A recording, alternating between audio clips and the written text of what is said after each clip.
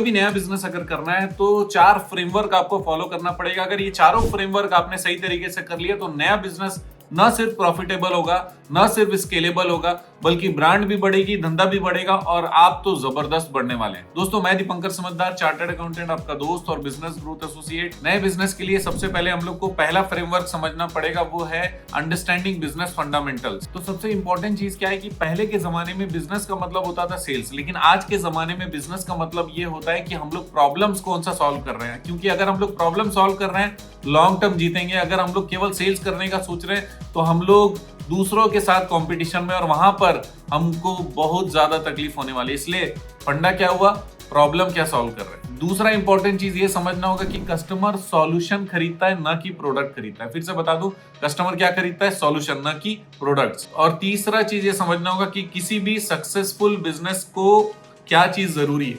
सबसे पहले एक क्लियर विजन, दूसरा टारगेट कस्टमर क्लियर रहना चाहिए, तीसरा यूनिक वैल्यू प्रोपोजिशन होना चाहिए, मतलब कुछ तो स्पेशल होना चाहिए, और चौथा चीज है कि उनका बिजनेस एक प्रॉफिट मॉडल होना चाहिए, ना कि लॉस मॉडल। तो फिर मतलब क्या हुआ कि हम लोगों को कस्टमर सेटिस्फेक्शन पे ध्यान देना है, कस्टमर फुलफिलमेंट पे ध्यान देना है, न कि सिर्फ सेल्स पे, राइट। तो फिर इसके लिए करना क्या चाहिए, एक्शन स्टेप्स क्या है। सबसे पहले आपको लिखना पड़ेगा कि कस्टमर कौन सा टॉप 3 प्रॉब्लम फेस करता है, मतलब सबसे ज्यादा कौन सा प्रॉब्लम कस्टमर 3 प्रॉब्लम फेस करता है, ये आप लिखिए। दूसरा चीज आपको ये लिखना होगा कि आपका प्रोडक्ट या सर्विस वो टॉप के जो प्रॉब्लम्स है उसको कैसे सॉल्व करता है। और तीसरा चीज, अपने बिजनेस के 12 महीने के गोल को डिफाइन करिए, लिखिए अच्छे से। ये 3 काम तुरंत करिए। अब इतना हो जाए तो फ्रेमवर्क के नेक्स्ट स्टेप में चलते हैं। नेक्स्ट फ्रेमवर्क हमारा है business vision and goal setting.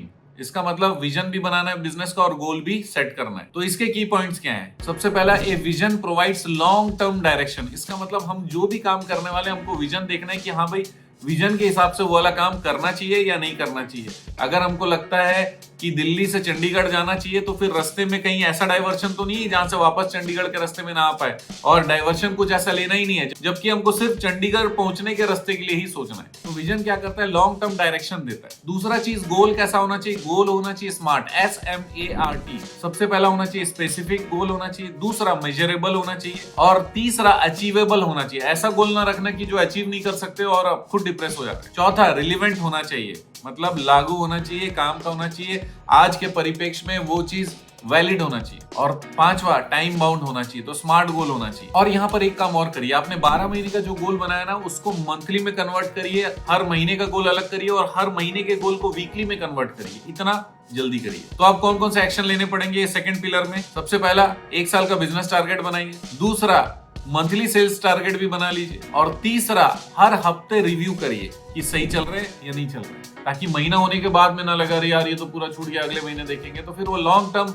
Time waste हो जाएगा। अब तीसरे पिलर पे आते हैं, तीसरे फ्रेमवर्क पे आते हैं, बिजनेस मॉडल डिजाइन। बहुत इंपॉर्टेंट है क्योंकि हम लोग एकदम स्टेप बाय स्टेप चल रहे हैं। इसके की पॉइंट्स क्या हैं? सबसे पहला ये जानिए कि आपके बिजनेस में पैसा कैसे एंटर करता है। दूसरा, आपको आइडेंटिफाई करना है प्रोडक्ट और सर्विसेज, प्राइसिंग का स्ट्रेटेजी आइडेंटिफाई करना है, कस्टमर सेगमेंट्स कौन कौन से हैं आपके लिए एप्लीकेबल वो आइडेंटिफाई करना है, और चौथा, सेल्स के कौन कौन से चैनल्स है वो आइडेंटिफाई करना है। तो एक चीज समझना है, multiple revenue streams increases stability. ज्यादा रेवेन्यू के स्ट्रीम्स होंगे तो स्टेबिलिटी होगी, इसका मतलब आसानी से हम लोग आगे बढ़ सकते। तो बिजनेस मॉडल अगर डिजाइन किया तो उसमें एक्शन का स्टेप कौन कौन सा है? सबसे पहला, list all current revenue sources. जितने रेवेन्यू के सोर्सेस हैं अभी उसकी लिस्टिंग करिए पहला। दूसरा, आइडेंटिफाई 1 न्यू रेवेन्यू अपॉर्चुनिटी। जितने आपने लिस्ट किया उससे ज्यादा एक करने का कोशिश करिए, नया अपॉर्चुनिटी खोजने का कोशिश करिए, राइट। अब चौथा, लास्ट पिलर पे आते हैं नए बिजनेस के, वो है बिल्डिंग स्ट्रॉन्ग बिजनेस सिस्टम्स। तो जानते हैं इसके की पॉइंट्स क्या है? सबसे पहला चीज, अगर सिस्टम है तो ओनर की डिपेंडेंसी बिजनेस के लिए कम हो जाएगी, सिस्टम काम करेगा। दूसरा, स्टैंडर्ड प्रोसीजर्स क्रिएट करने पड़ेंगे। कौन कौन से? सबसे पहला सेल्स के लिए, दूसरा कस्टमर सर्विस के लिए, तीसरा इन्वेंट्री के लिए, चौथा अकाउंट्स के लिए।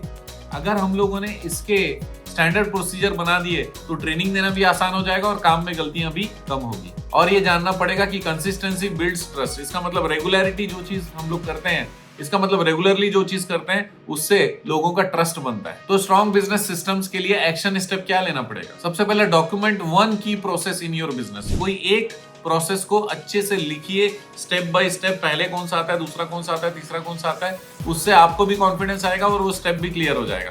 लेकिन किसी एक का करिए, 10 की मत सोचिए। और दूसरा स्टेप ये है कि अपने जो मेंबर्स हैं उनको उस प्रोसेस में ट्रेनिंग दीजिए कि देखो ये प्रोसेस का चार्ट है, इस हिसाब से हम लोग काम करते हैं, इस प्रोसेस में कोई ऐसा चीज तो नहीं है जो छूट रहा है। तो लोगों से बात करने के बाद पता चला नहीं एक चीज और हमारी छूट रही है, तो प्रोसेस को फिर से रिवाइज करिए और रिवाइज करने के बाद एक फाइनल प्रोसेस बनाइए। उसके बाद उस प्रोसेस की ट्रेनिंग दीजिए। आपको समझ में आ गया कि एक प्रोडक्ट या सर्विसेज का प्रोसेस और ट्रेनिंग कैसे होता है, तो फिर आप दूसरे प्रोसेसेस का भी सेम काम करेंगे तो आपका बिजनेस अपने आप सिस्टम ओरिएंटेड बन जाएगा। दोस्तों, नया बिजनेस अगर कर रहे हो, ये वीडियो बहुत ज्यादा इंपॉर्टेंट है और वीडियो को शेयर जरूर करिएगा, लाइक करना मत भूलिएगा, सब्सक्राइब अगर आपने अभी तक नहीं किया तो तुरंत करिए। आप जानते हैं हमारा मिशन है हमेशा आप लोगों की मदद करना और समय पर सारी जानकारी देना, तो बने रहेगा हमारे साथ। वीडियो को शेयर जरूर करिएगा। आपका दिन जबरदस्त और शुभ हो।